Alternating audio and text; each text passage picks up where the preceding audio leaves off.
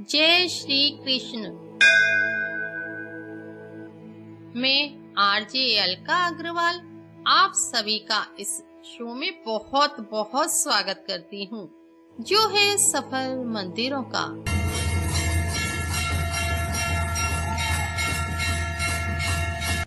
मित्रों, पिछले शो में मैंने आपको मथुरा के विभिन्न मंदिरों की जानकारी दी। भगवान श्री कृष्ण भादो के कृष्ण पक्ष की अष्टमी तिथि को रात्रि 12 बजे कंस के कारागार में वसुदेव और देवकी के पुत्र बनकर प्रकट हुए।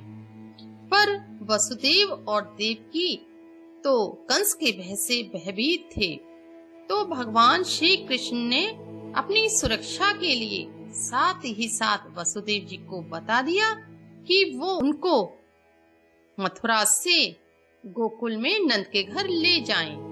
देवकी और वसुदेव के यहाँ भगवान पुत्र बनकर तो प्रकट हुए, पर देवकी और वसुदेव के भाग में भगवान की बाल लीलाओं को देखने का सौभाग्य नहीं था। वो सौभाग्य तो नंद बाबा और यशोदा के भाग में था।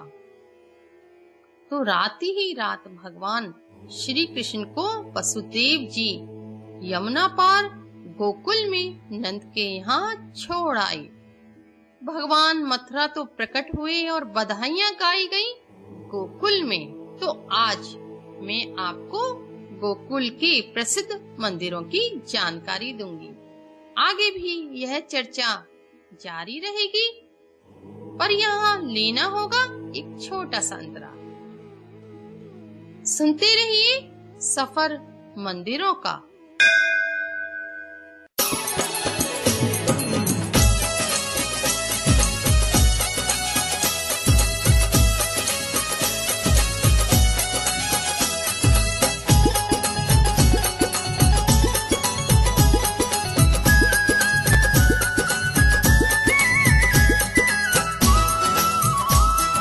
बधाई हो बधाई, जन्मे है कृष्ण कन्हई, गोकुल में देखो बाजे बधाई।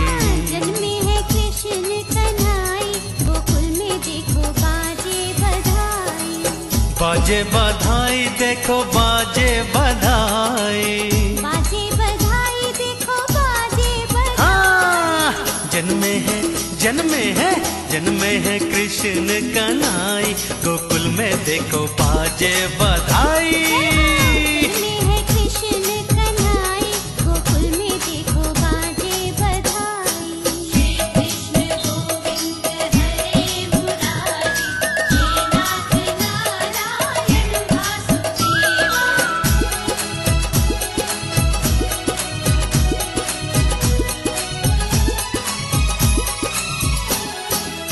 यमुना भी धन्य हुई छू के चरण को, लेके वासुदेव चले प्यारे ललन को। यमुना भी धन्य हुई छू के चरण को, लेके वासुदेव चले प्यारे ललन को। वो दिए कान्हा को ब्रिज पहुँचाई, गोकुल में देखो बाजे बधाई। जन्मे है कृष्ण कन्हई, गोकुल में देखो बाजे बधाई।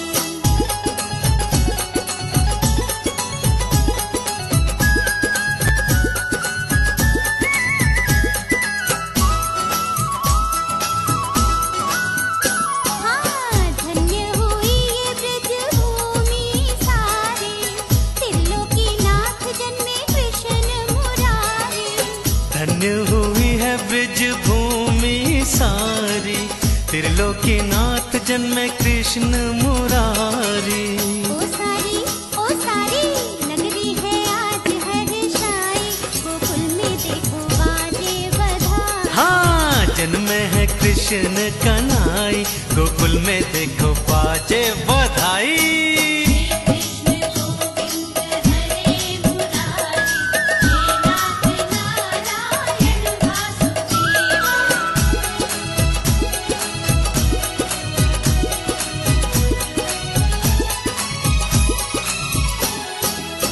अनधन लौटावे बाबा पायल और छल्ला, लडवा बटे और पेड़ा बर्फी रसगुल्ला। धन धन लुटावे बाबा पायल और छल्ला, लडवा बटे और पेड़ा बर्फी रसगुल्ला। देखो मैया तो फूली न समाई, गोकुल में देखो बाजे बधाई। जन्मे है कृष्ण कन्हाई, गोकुल में देखो बाजे बधाई।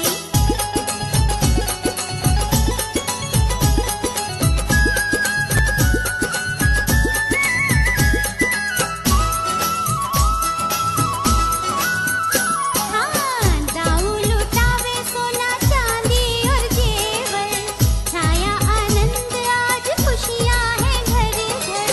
दाऊ लुटावे सोना चांदी और जेवर, छाया आनंद आज खुशियां हैं घर घर।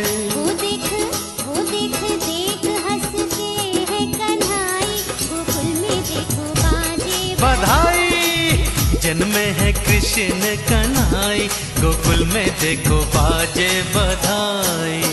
जन्मे है कृष्ण कन्हाई, गोकुल में देखो बाजे बधाई। जन्मे है कृष्ण कन्हाई, गोकुल में देखो बाजे बधाई। जन्मे है कृष्ण कन्हाई, गोकुल में देखो बाजे बधाई। फिर से एक बार आप सभी का इस शो में बहुत बहुत स्वागत है। आप सुन रहे हैं सफर मंदिरों का आरजे अलका अग्रवाल के साथ।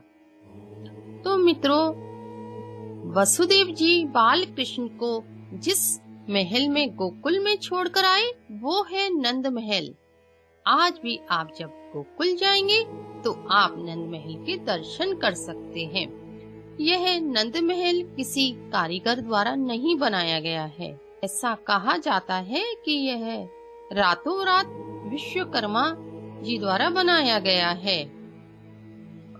आप नंद महल में नंद बाबा के, यशोदा माता के और भगवान कृष्ण के बड़े भाई बलराम जी के और पालना झूलते हुए भगवान बाल कृष्ण के दर्शन कर सकते हैं।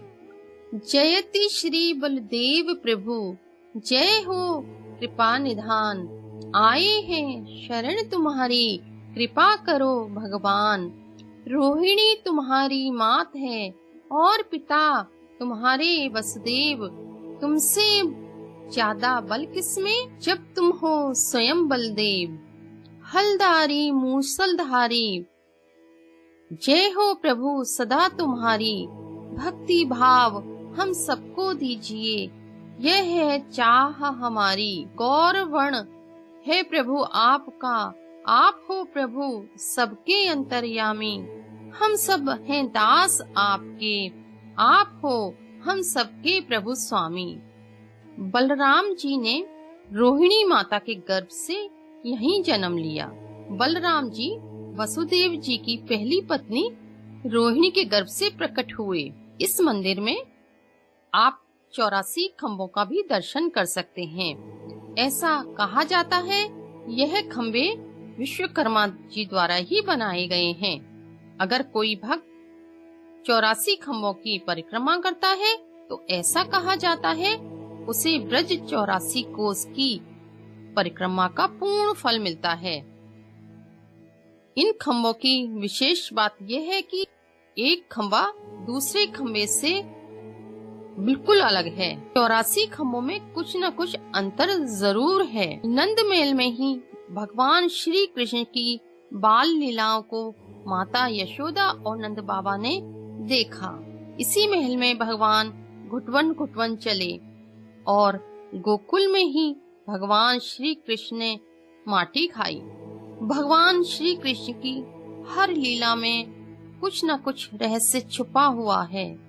गोकुल के इसी नंद महल में भगवान का नालो छेदन हुआ और नंद बाबा ने ऐसा उत्सव मनाया जो कभी ना पहले हुआ था ना कभी भविष्य में होगा। तब शिव शंकर भी भगवान बाल कृष्ण के दर्शन के लिए कैलाश से चल पड़े, पर माता यशोदा ने उनके रूप को देखकर बालकृष्ण के दर्शन नहीं कराए तो शिव शंकर थोड़ी सी दूर जाकर बैठ गए। 3 दिन 3 रात तक शिव शंकर ने वहां भगवान बालकृष्ण के दर्शन के लिए प्रतीक्षा की। वहां पर भगवान बालेश्वर महादेव के रूप में दर्शन दे रहे हैं, पर बालकृष्ण भी भगवान शिव शंकर के दर्शन के बिना कहाँ रह पाते। उन्होंने जब रोना प्रारंभ किया तो माता यशोदा को शिव शंकर को बुलाना ही पड़ा और शिव शंकर ने इसी महल में आकर भगवान बालकृष्ण के दर्शन किए। आगे भी यह चर्चा जारी रहेगी, पर यहाँ लेना होगा एक छोटा सा अंतराल। सुनते रहिए सफर मंदिरों का।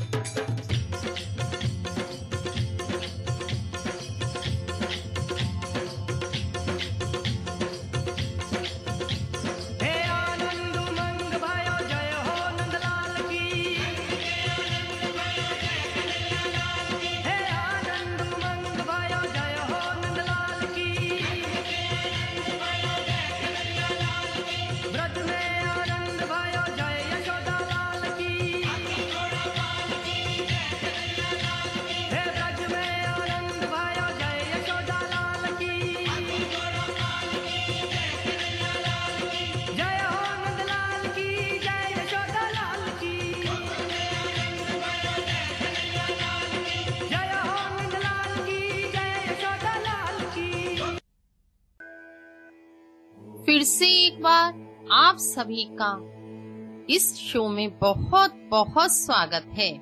आप सुन रहे हैं सफर मंदिरों का आरजे अलका अग्रवाल के साथ।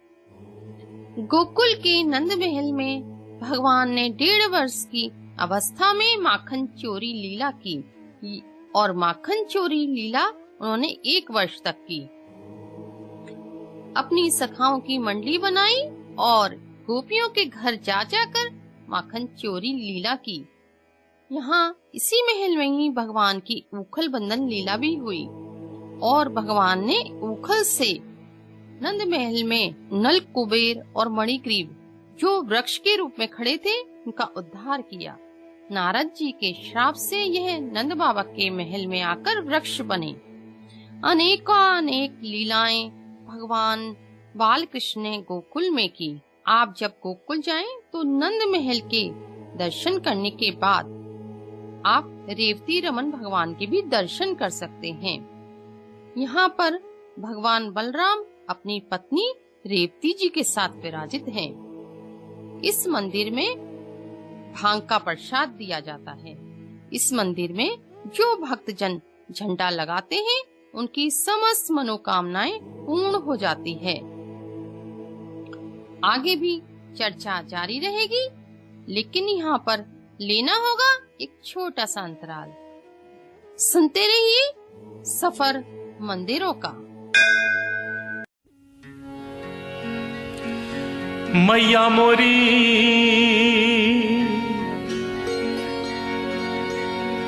मैया मोरी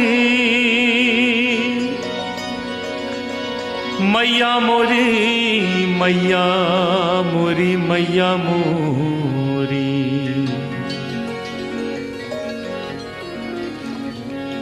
कन्हैया की बाल लीलाओं में सबसे नटखट लीला माखन चोरी। उसी पर यह भजन सूरदास जी ने लिखा है जो बहुत प्रसिद्ध हुआ। कन्हैया आस पड़ोस के घरों में माखन चोरी करने जाते थे और गोपियां शिकायत करने आती थी यशोदा के पास कि यशोदा, तुम्हारे बेटे ने हमारे घर में बहुत उपद्रव किया, बहुत नुकसान कर दिया। तो यशोदा गुस्से में कन्हैया को बुलाती, उनसे कहती, कन्हैया ये सब क्या करके आए हो? देखो सब तुम्हारी शिकायत करने आई हैं। तो कन्हैया बड़े भोलेपन से मुस्कुरा के कह देते, मां इन सब की बातें मत सुनना, ये सब झूठ बोल रही हैं, ये तो सब बहाना बना के आई हैं मुझे देखने। बस बात वहीं समाप्त हो जाती। लेकिन आज कन्हैया ने अपने ही घर में माखन चोरी की और मां ने देख लिया। बाद में अचानक मां पूछ बैठी, कन्हैया तूने माखन खाया है क्या? अचानक पूछा था तो कन्हैया के मुख से अनायास निकल गया, मैं नहीं माखन खायो।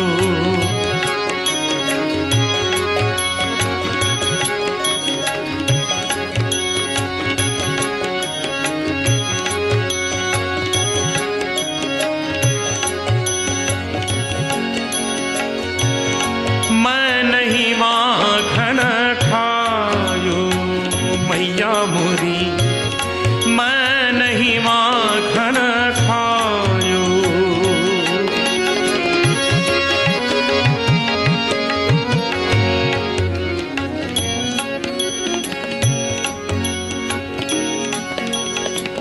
इस भजन में क्या वास्तविकता है, क्या सच्चाई है, आप सभी जानते हैं। कन्हैया ने माखन खाया है, इतना ही नहीं मां ने देख भी लिया। अब मुख से निकल गया, मैं नहीं माखन खायो। तो बस कन्हैया ने सोच लिया, अब तो सिद्ध करके दिखला देना है कि मैंने माखन नहीं खाया। और ऐसे ऐसे तर्क दिए कि अंत में सिद्ध कर दिया उसने माखन नहीं खाया। यहां तक कि मां से भी कहलवा लिया, हाँ बेटा तूने माखन नहीं खाया। यही सुंदरता है इस भजन में। सबसे पहला तर्क दिया, बोले मां तुमने ये कैसे सोच लिया कि मैंने माखन खाया है? मेरे पास समय ही कहां है जो मैं माखन खाऊं। और बोले, मैया मोरी भोर भयो गैयन के पाछे,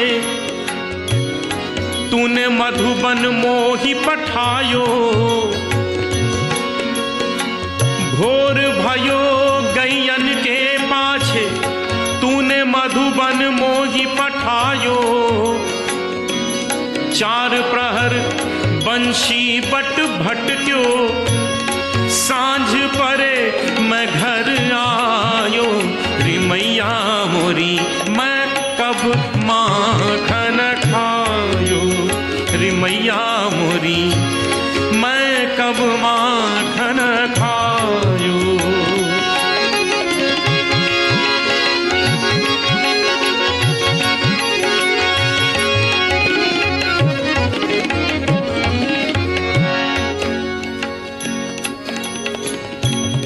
हमारे भारतीय शास्त्रीय संगीत की विशेषता है कि रागों की रचना हुई है समय के अनुसार। अलग अलग समय के अलग अलग राग हैं, मौसम तक के राग हैं। यहां वर्णन है भोर और सांझ दो समय का। नियम के अनुसार दोनों के अलग अलग स्वर होते हैं। आप ध्यान दें, मैं आपको भोर भोर के स्वरों में और सांझ सांझ के स्वरों में सुना रहा हूं। मेरा प्रयास है शायद आपको लगे कि ये भोर है और ये सांझ है। भोर भायो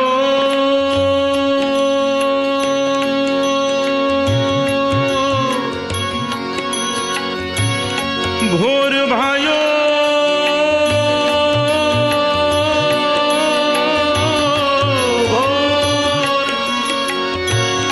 गैयन के पाछे, तूने मधुबन मोहि पठा।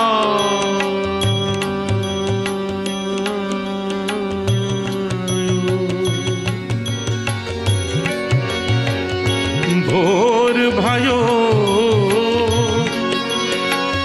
भोर भयो भोर भयो गैयन के पाछे, तूने मधुबन मोहि पठायो। समय बदला, स्वर बदल गए। चार प्रहर बंशी बट भट क्यों सांझ परे मैं घर आयो, सांझ परे मैं घर आयो, रे मैया मोरी मैं कब माखन खायो, रे मैया मोरी मैं कब माखन खायो।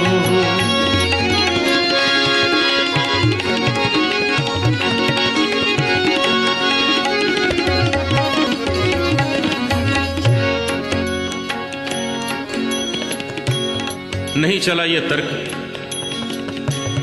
दूसरा तर्क दिया। कहने लगे मां जरा सोचो, मैं इतना छोटा सा बालक हूं, छोटे छोटे हाथ हैं मेरे, मैं कैसे माखन चुरा के खा सकता हूं? और ये कहां तुम टांग के रखती हो? और बोले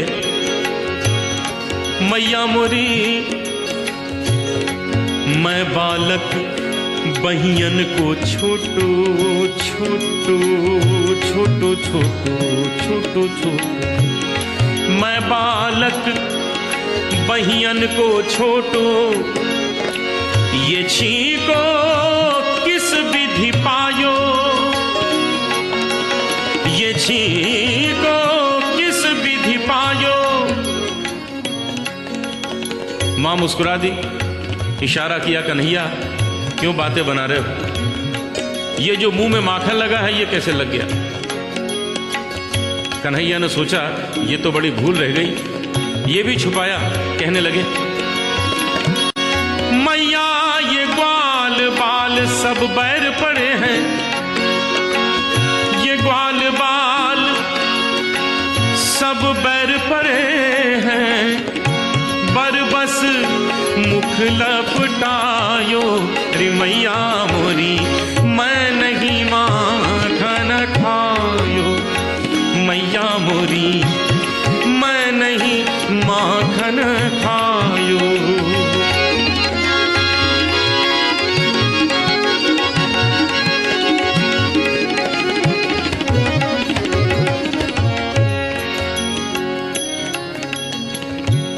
नहीं चला ये तर्क। अब कन्हैया ने सोचा कि मां की थोड़ी खुशामद करते, तारीफ करते हैं तो शायद मान जाएगी, खुश हो जाएगी, क्षमा कर देगी। अब देखिए स्वर, लय, भाव, शब्द, इन सब की सहायता से ये दिखाना है कि कन्हैया मां की खुशामद कर रहे हैं।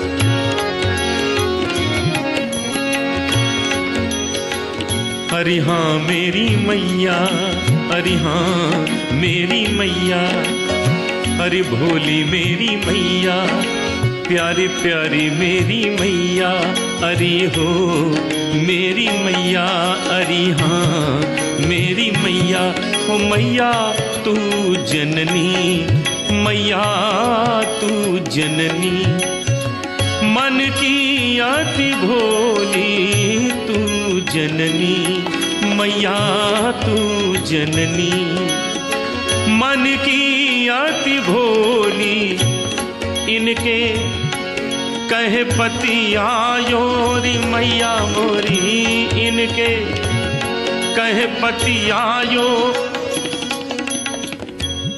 कोई असर नहीं हुआ। अब थोड़ा गुस्सा दिखाया, कहने लगे मां एक लाठी और एक कंबल मुझे दे दिया है और सुबह सुबह भेज देती हो गाय चराने, कल से ये काम मुझसे नहीं होगा, ये सब वापस लो। मैया ये ले अपनी लकुटी कंबलिया, ये ले अपनी लकुटी कंबलिया, तूने बहुत ही नाच नचायो, मैया मोरी मैं नहीं माखन खायो। विशेष बात हो गई, मां कुछ ज्यादा कठोर हो गई थी। कन्हैया का गुस्सा भी सह लिया। अंत में कन्हैया ने ऐसी बात कह दी, कोई मां नहीं सुन सकती, वो तो यशोदा थी। कन्हैया की आंखों में आंसू आ गए और मां की ओर देख के बोले, मां, ये माखन की बात नहीं है, ये माखन का तो तुमने बहाना लिया है। तुम्हारे मन में क्या है आज मैं जान गया। और बोले, मैया मोरी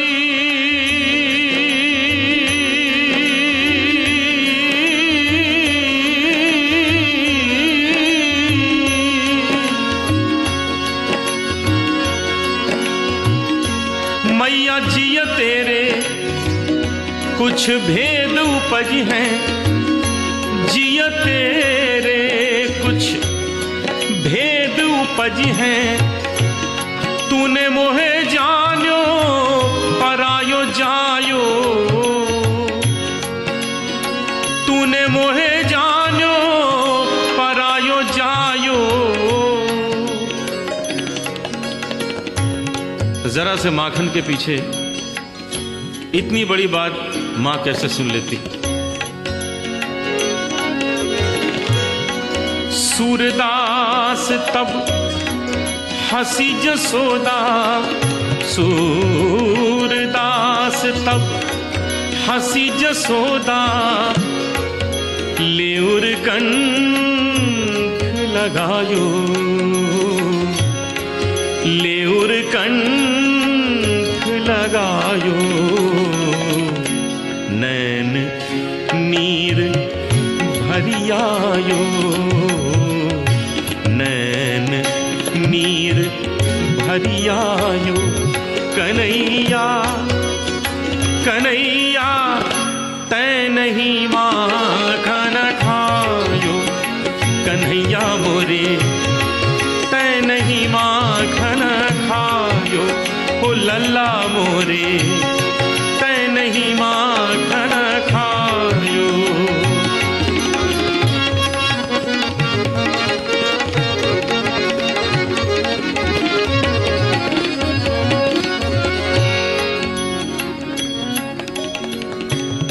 कल्पना कीजिए क्या दृश्य है। कन्हैया और मैया दोनों कंठ से लगे आंसू बहा रहे हैं। दोनों को मालूम है माखन खाया है और दोनों कह रहे हैं माखन नहीं खाया। कन्हैया ने देखा अब तो मां मान गई है, अब झूठ बोलने से क्या फायदा। यहां सूरदास जी के शब्दों का चमत्कार देखिए। कन्हैया ने अपने ही शब्दों में स्वीकार भी किया है। अभी तक मां कह रही है, कन्हैया तै नहीं माखन खायो। कन्हैया कह रहे हैं, ओ मैया मैं नहीं माखन खायो। और अचानक कन्हैया ने मां के आंसू पोंछे और मुस्कुरा के बोले, ओ सुन मैया मोरी, ओ सुन मैया मोरी मैंने ही माखन खायो। सुन मैया मोरी मैंने ही माखन खायो। सुन मैया मोरी मैंने ही माखन खायो। रे माखन खायो, रे माखन खायो, रे माखन खायो, रे माखन खायो, रे माखन खायो, रे माखन खायो, रे माखन खायो, रे माखन खायो, रे माखन खायो, रे माखन खायो। सुन मैया मोरी मैंने ही माखन खायो। सुन मैया मोरी मैंने ही माखन, मैंने ही माखन, मैंने ही माखन खायो।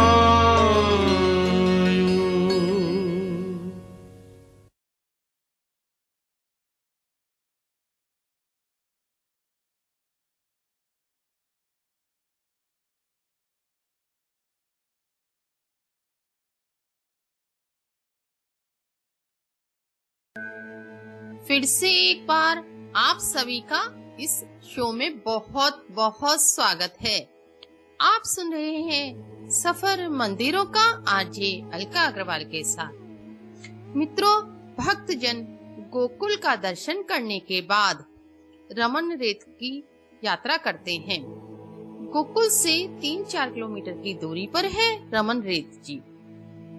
मथुरा से इसकी दूरी तकरीबन 12 किलोमीटर की है। भगवान श्री कृष्ण अपने बाल सखाओं के साथ यहाँ गाय चराने आते थे और यहाँ की रेत में सखाओं के साथ खेला करते थे। रमन रेत में रमन बिहारी जी का मंदिर है। यहाँ भगवान श्री कृष्ण राधा रानी के साथ विराजित है। सबसे ज्यादा खास बात यहाँ की यह है कि इस मंदिर की जब आरती होती है तो इस आरती में हाथी द्वारा घंटी बजाई जाती है। यहाँ दूर दूर से लोग रमन बिहारी के दर्शन करने आते हैं। यहाँ रमन रेत में एक बहुत बड़ा आश्रम भी है जहाँ संतों की कुटिया बनी हुई है। यहाँ एक सरोवर है जिसका नाम है रमन सरोवर। यहाँ श्रद्धालु जन स्नान करते हैं और यहाँ की रेत में लेटते भी हैं। ऐसा कहा जाता है कि जब रमन रेत आए तो इस सरोवर में स्नान भी करें, साथ ही यहाँ की जो रेत है उसमें लेटे भी। यहाँ आपको हिरन दिखाई देंगे और गौओं के झुंड दिखाई देंगे। यहाँ की प्राकृतिक छटा देखते ही बनती है। तो जब आप गोकुल जाएं तो रमन रेत जाना ना भूलें। गोकुल के निकट ही है बेलवन। यहाँ पर भी एक मंदिर है जो माता लक्ष्मी जी को समर्पित है। ऐसा कहा जाता है कि यहाँ बेल के वृक्ष थे, इसीलिए इसका नाम बेलवन है। यह मंदिर जमुना किनारे ही बना हुआ है। भक्तों की इस मंदिर के प्रति भारी आस्था है। यह मंदिर 5,500 वर्ष पुराना है। इसके पीछे भी एक रोचक कथा आती है। ऐसा कहा जाता है जब भगवान श्री कृष्ण ने 5,500 वर्ष पहले राधा रानी और गोपियों के साथ रास रचाया, तो इस रास को प्रारंभ करने से पहले भगवान श्री कृष्ण ने वेणु बजाई, जिसकी ध्वनि तीनों लोकों में गुंजायमान हो गई और वेणु की ध्वनि बैकुंठ में भी गई। इस वेणु की ध्वनि को लक्ष्मी जी ने बैकुंठ में सुना। तब उन्होंने भगवान विष्णु से पूछा, स्वामी, यह बांसुरी कौन बजा रहा है? तब भगवान विष्णु बोले, वृंदावन में 8 वर्ष का बालक श्री कृष्ण रास कर रहा है। यह वेणु उसने ही बजाई है, जिसे देखने 33 करोड़ देवता और स्वयं भोलेनाथ गोपी का वेश धरकर गए हैं। तब लक्ष्मी जी बोली कि यह रास मैं भी देखने जाऊंगी। पर भगवान विष्णु सोचने लगे, लक्ष्मी तो ऐश्वर्य है, माया है, यह रास में प्रवेश कैसे कर सकती है। उन्होंने रोकने की कोशिश की, पर लक्ष्मी जी नहीं मानी और रास को देखने के लिए चल पड़ी। उधर राधा रानी को पता चला कि रास को देखने के लिए लक्ष्मी जी आ रही हैं। भगवान श्री राम 12 कलाओं से युक्त हैं, भगवान श्री कृष्ण 16 कलाओं से युक्त हैं, पर राधा रानी तो 64 कलाओं से युक्त हैं। वो सोचने लगी, अगर लक्ष्मी जी रास में प्रवेश करेंगी तो संसार का क्या होगा। लक्ष्मी जी तो माया है, ऐश्वर्य है। अगर लक्ष्मी जी को वैराग्य हो गया तो संसार थम जाएगा। तो वो भगवान श्री कृष्ण से बोली कि आप लक्ष्मी जी को किसी भी तरह से रोकिए। तब भगवान श्री कृष्ण एक बालक के रूप में लक्ष्मी जी के पास पहुँचे। रास्ते में लक्ष्मी जी को रोका और बोले, कि आप कहाँ जा रही हैं। तब लक्ष्मी जी ने कहा कि वृंदावन में कृष्ण रास कर रहे हैं, मैं वहां जा रही हूँ। भगवान श्री कृष्ण बोले कि आप वहां नहीं जा सकती। तब लक्ष्मी जी बोली कि मैं क्यों नहीं जा सकती, मेरे पास वैभव है, ऐश्वर्य है, वहां तो गोपियां जा सकती हैं, जो गोबर डालती हैं, छाछ बेचती हैं, वो जा सकती हैं, तो मैं क्यों नहीं जा सकती। तब भगवान श्री कृष्ण बोले, पहले आप इस घमंड को छोड़कर आएं कि आपके पास वैभव है, ऐश्वर्य है, तब आप इस रास में प्रवेश कर पाएंगे। तब लक्ष्मी जी यहाँ पद्मासन में तप करने बैठ गईं। हमारे साथ जुड़ चुके हैं गोकुल से पंडित पुरुषोत्तम गोस्वामी। तो पंडित जी, आप हमारे श्रोताओं के लिए गोकुल के बारे में बताएं। गोकुल भगवान श्री कृष्ण का मथुरा में जन्म होने के बाद में जब गोकुल में वसुदेव जी छोड़ करके आए आधी रात्रि में, तब भगवान ने जो लीलाएं की हैं यहाँ गोकुल में की थी, लेकिन उसके बाद में वो फिर गोकुल से नंदगाम चले गए। गोकुल में जो बाल्य लीलाएं हुई हैं भगवान श्री कृष्ण की, यहाँ ब्रह्मांड घाट है। ब्रह्मांड घाट पे जब माता यशोदा सुबह प्रातः स्नान करने के लिए यमुना नदी पर जाती थी, तो भगवान श्री कृष्ण को बाल रूप में लेकर के गई थी।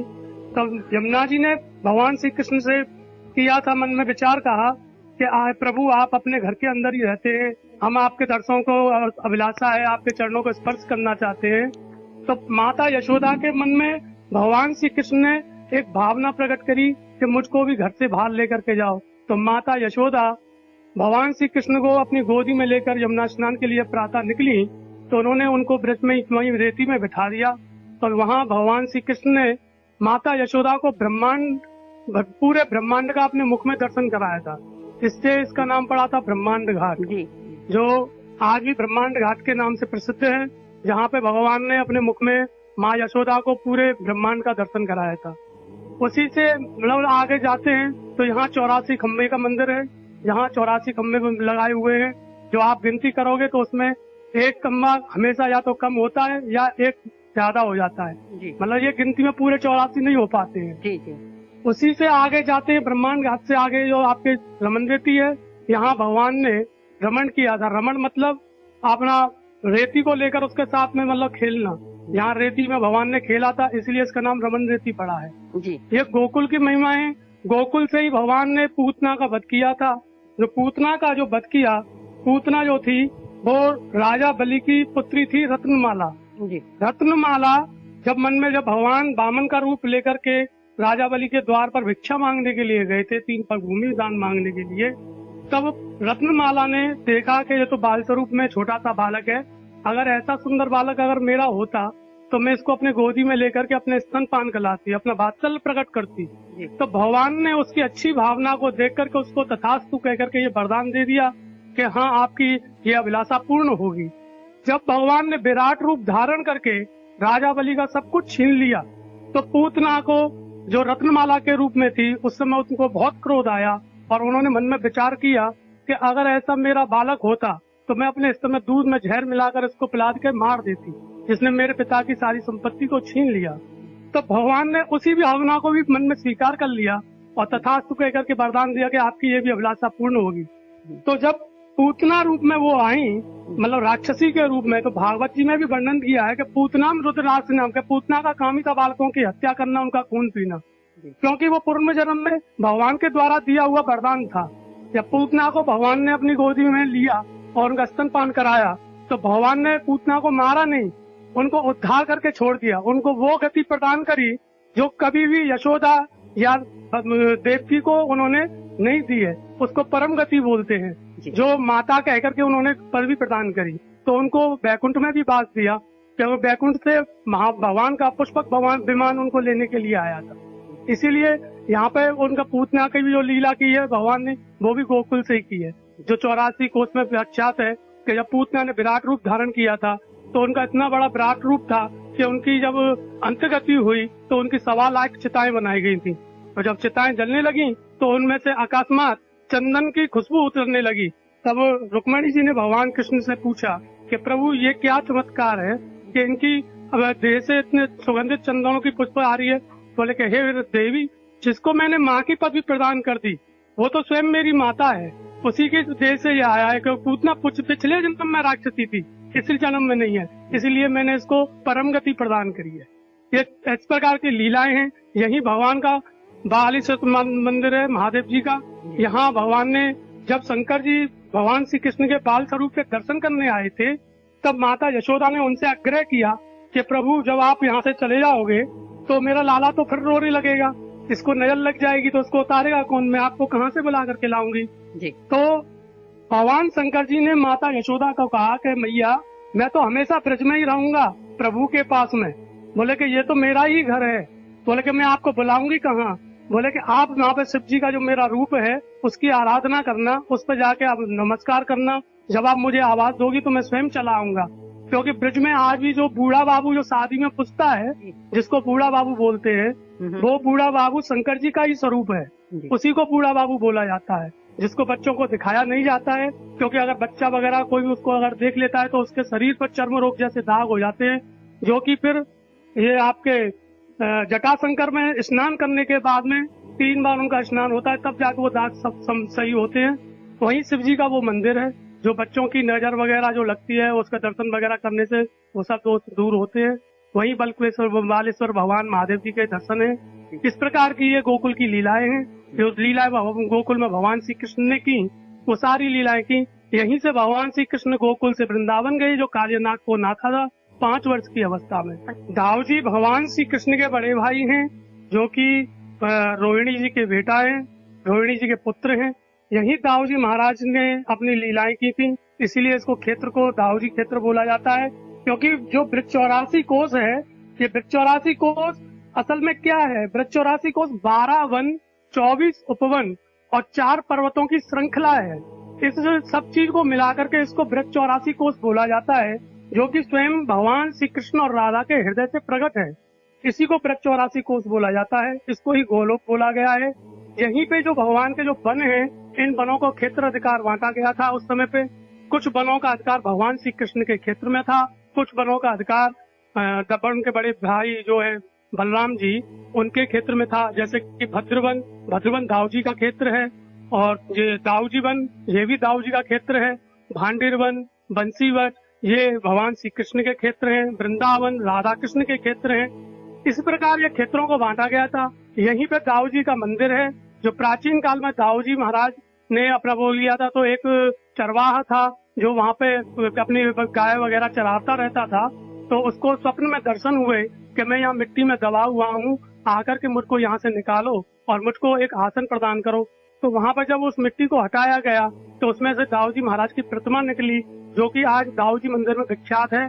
दाऊ जी महाराज के मंदिर के रूप में प्रकट है। जो भी लोग जाते हैं वहाँ दाऊ जी का औरंगा होता है। होली के बाद में दाऊ जी का वहाँ बहुत बड़ा मेला भी लगता है। और ये जो छठ आती है, छठ के दिन वहाँ पे बहुत विशाल मेला लगाया जाता है। वहीं पे नाग पंचमी पे भी मेला लगता है। बोलो श्री दाऊ जी महाराज की जय। आगे भी आपसे चर्चा जारी रहेगी, लेकिन एक छोटे से अंतराल के बाद। मिलती हूँ आपसे एक छोटे से अंतराल के बाद। सुनते रहिए सफर मंदिरों का।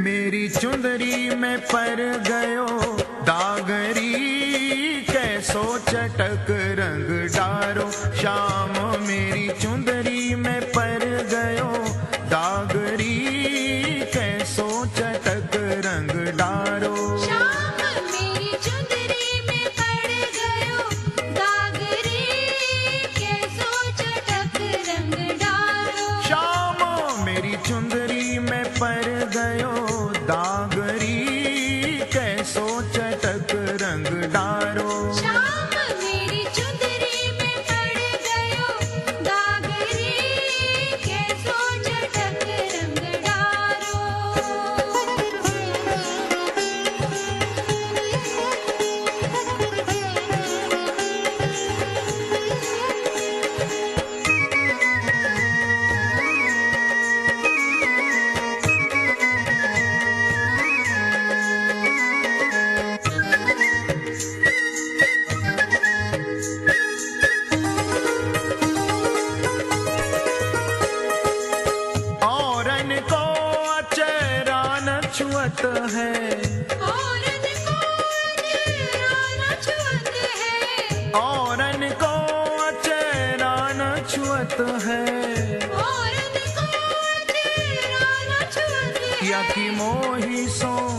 यकी मोही सो लग रही लागरी, यकी मोही सो लग रही लागरी, कैसो चटक रंग डारो, शामो मेरी चुंदरी में पर गयो दागरी, कैसो चटक रंग डारो। श्याम मेरी चुंदरी में पड़ गयो दागरी, कैसो चटक रंग डारो।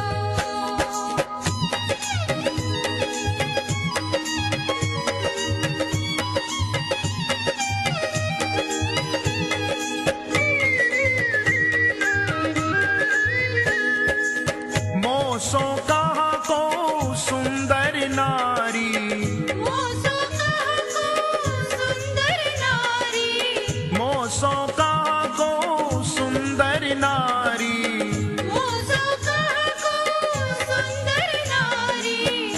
ये तो मोही सो खेले फागरी, ये तो मोही सो खेले फागरी, कैसो चटक रंग डारो, शामो मेरी चुंदरी में पर गयो दागरी, कैसो चटक रंग डारो। श्याम मेरी चुंदरी में पड़ गयो दागरी, कैसो चटक रंग डारो।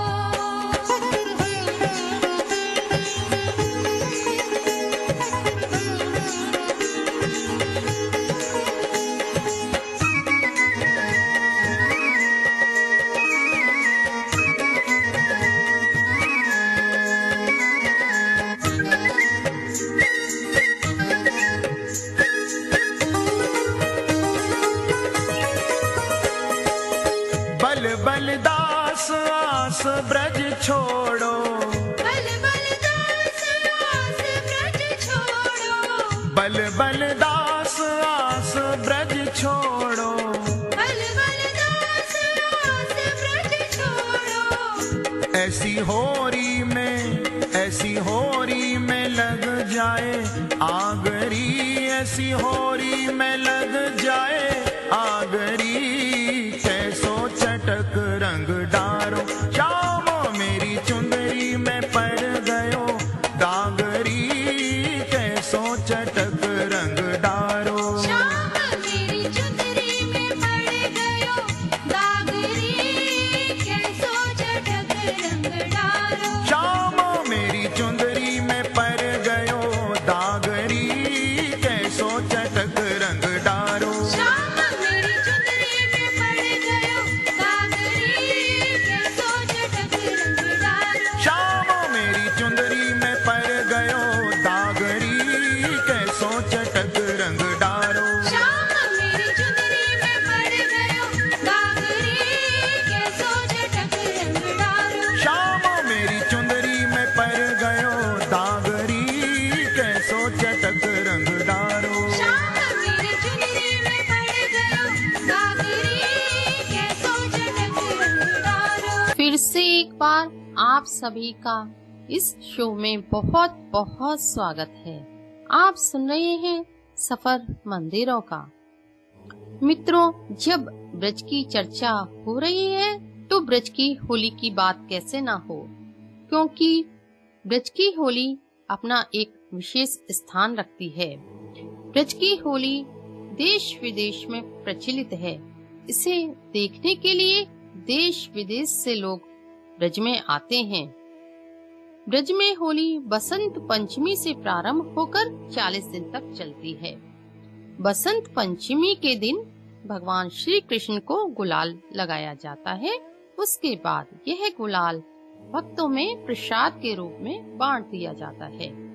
अगर आप बसंत पंचमी के बाद ब्रज आएंगे तो आपको तरह तरह के गुलाल से होली खेलने को मिलेगी। टेसू के फूल को पानी में उबालने के बाद इस पानी को पिचकारी में भरा जाता है। यह प्राकृतिक होता है और मंदिरों में टेसू के फूल की होली भी बहुत खेली जाती है। सबसे ज्यादा बरसाने की लट्ठा मार होली ब्रज में प्रचलित है, जिसे देखने के लिए देश विदेश के लोग यहाँ आते हैं। फागुन शुक्ल पक्ष अष्टमी को बरसाने की गोपियां लड्डू लेकर नंदगांव आती हैं और नंदगांव के गोपों को निमंत्रण देती हैं और अष्टमी के दिन यहाँ लड्डू होली होती है। उसके बाद नंदगांव के गोप ढाल लेकर होली खेलने के लिए बरसाने जाते हैं। यह शुक्ल पक्ष नवमी को प्रारंभ होती है। नंदगांव के जो गोप होली खेलने जाते हैं उन्हें हुरियारे बोलते हैं और उधर गोपियां नए वस्त्र पहनकर लाठियां लेकर होली खेलने निकल पड़ती हैं। गोपियां हुरियारों पे खूब लाठियां बरसाती हैं। वो बचने की कोशिश करते रहते हैं और वो लाठियां उछल उछल कर मारती रहती हैं। पूरे बरसाने में जगह जगह इस होली को देखने के लिए भीड़ उमड़ी रहती है। उसके बाद दोनों तरफ से खूब गुलाल गाया जाता है और बाद में हुरियारे गोपियों को मिठाई देते हैं, गुलाल लगाते हैं और अपने अपने घर चले जाते हैं। तो आप सभी को भी होली की हार्दिक हार्दिक शुभकामनाएं। होली ब्रज की होली का वैसे तो बहुत बड़ा महत्व है। भगवान श्री कृष्ण के द्वारा यहाँ होली का बड़ा ही आनंद है। ब्रज में जो होली होती है हर जगह कहते हैं कि हर जगह की जो होली होती है वो होली होती है, लेकिन ब्रज में होली नहीं, ब्रज में होरा होता है पूरा। इसको होरा के नाम से प्रसिद्ध किया गया है क्योंकि भगवान ने कभी किसी भी प्रकार से सुप्त बस में होली नहीं की। आजकल जो होलियां चल रही हैं उनसे बिल्कुल अलग है ब्रज की होली, क्योंकि यहाँ मंदिरों में जगह जगह होली के उद्यापन होते हैं, होली के गीत सवैया पद वगैरह गायन होते हैं। तो होली के गीतों में सब जगह अलग अलग कुछ प्रथाएं हैं, मंदिरों के अलग अलग रिवाज हैं, पर होली जो होती है बड़ी विशाल होती है। जैसे दाऊ जी का औरंगा होता है, नंदगाम की होली होती है, बरसाने की, गोकुल की, वृंदावन की। क्योंकि नवमी के दिन जो होली होती है वो बरसाने की पहले होती है। उसके बाद में दसवीं के दिन नंदगांव की, जैसे कि आज दसवीं है, आज के दिन नंदगांव की होली है, कल एकादशी फिर वृंदावन की होली है। उसके बाद में फिर पूरे संसार में होली का रूप दिया जाता है। कहते हैं ना, होली की हुरियारन हंस हंस के ना हेर हमें, तेरे हेर वेते मेरो जियो गयो हार है, तेरे होठ हनुमान के से पैर पहलवान के से, और नारी नहीं तू नरसिंह का अवतार है। बोल से होली के रसिया की जय। ये होली के पद हैं जो ब्रज में, ब्रज भाषा में, ब्रज लोक गीतों में गाए जाते हैं। ये होली, अब इस समय होली का सीजन चल रहा है, आप आइए होली के दर्शन करिए। पूरे ब्रज मंदिरों में कितना आनंद उत्साह होता है, क्योंकि राधा कृष्ण की जो होली है, कहते हैं कि जो होली के जो रंग बरतते हैं, कि सब रंगे रंग रंगे और राधा रंगे न कोई, जो राधा के रंग रंगे तो श्याम रंग में होई। ये सब राधा के रंग हैं, सब ब्रजवासियों के रंग हैं।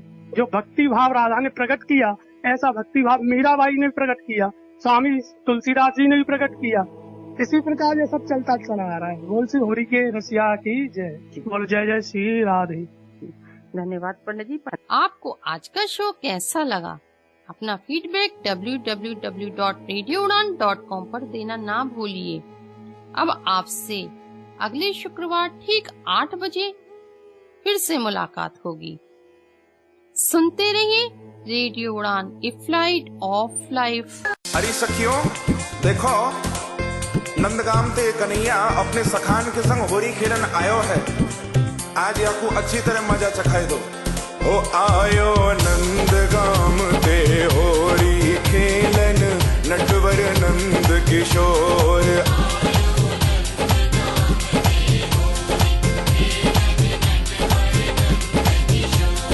हाँ नटवर नंद किशोर, आयो छलिया माखन चोर। हाँ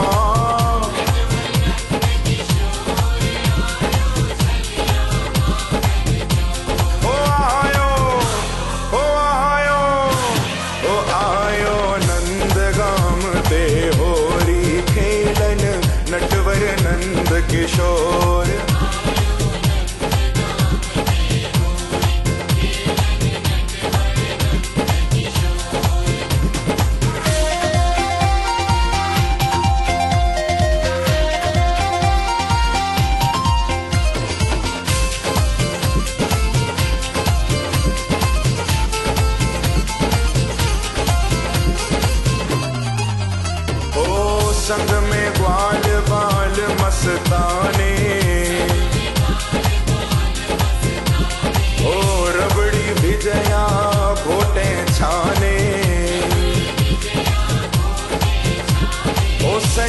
स्वांग बेढब मन माने,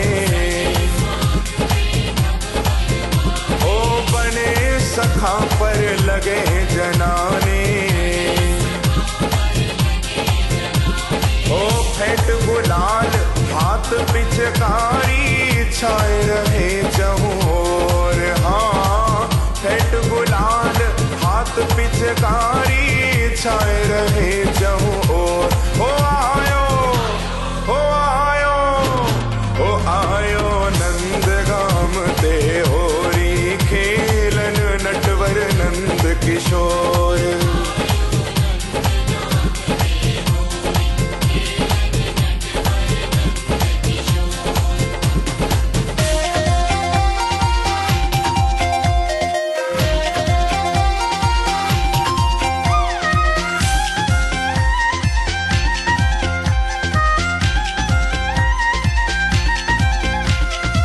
संग झांझ ढप ढोल बजावत, ओ तरे तरे की गारी गावत, होरी है शोर मचावत, और अबीर गुलाल उड़ावत आवत लावत भर भर जोर, हाँ अबीर गुलाल उड़ावत आवत लावत भर भर जोर। ओ आयो, ओ आयो, ओ आयो नंदगाम ते होरी खेलन नटवर नंद किशोर।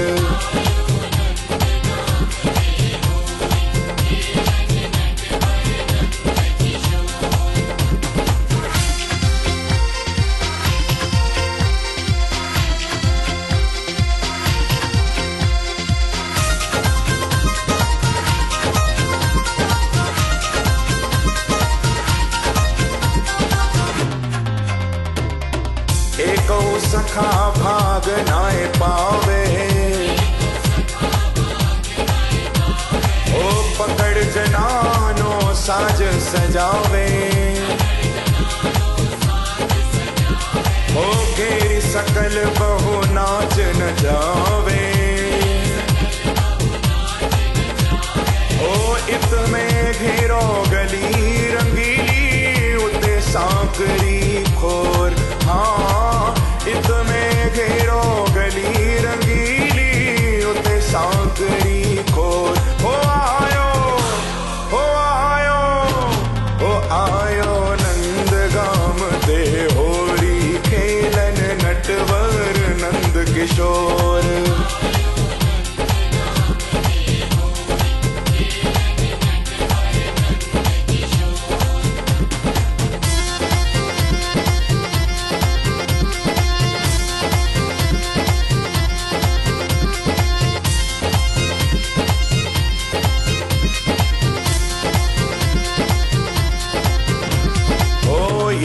नंदगाम के पंडा,